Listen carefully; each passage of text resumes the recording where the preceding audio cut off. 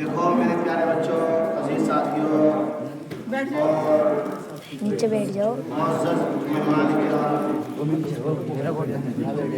ये आज का दिन जो मुनाकिद किया गया है इसके बारे में सभी हज़रात की मालूम है कि ये दिन क्यों मनाया जाता है। ये दिन इसलिए मनाया जाता है बचत से लगा कि 1950 के अंदर इस पर नाम लिखा हुआ हमारे देश का संविधान हुआ। हो आगे को नहीं है सब लोग सुनाई नहीं। फिर उसके मुताबिक जो है कानून लागू हो करके देश का निज़ाम जो है उसी के मुताबिक जो है फिर चल रहा है और इंशाअल्लाह अल्लाह की ज़ात से उम्मीद है कि ऐसे ही चलता रहेगा। और ये भी हमें मालूम होना चाहिए कि हमारा देश जो है 1857 में आज़ाद हुआ।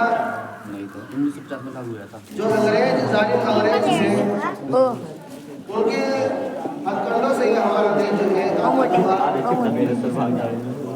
और हमारे उलमाए किराम ने इसके अंदर जो है कुर्बानियाँ दी। शामली का मैदान कायम किया गया जो हजरत हाजी मुअज़्ज़ज़ मुहाजिर मक्की को अमीर हिंद बनाया गया और हजरत हाजी मुअज़्ज़ज़ मुहाजिर मक्की की सदारत में जो है शामली का मैदान बनवाया गया और जो है वहाँ पर जो है जंग हुई अंग्रेजों के साथ, जिसके अंदर हजरत मौलाना कासिम साहब नागवती का भी हिस्सा रहा और हजरत मौलाना रशीद वही का भी हिस्सा रहा और हजरत हाजी मुअज़्ज़ज़ साहब भी उसमें जो है शरीक रहे और हजरत हाफिज़ जामुल शहीद अलैहिर्रहमा भी उसके अंदर शरीक रहे।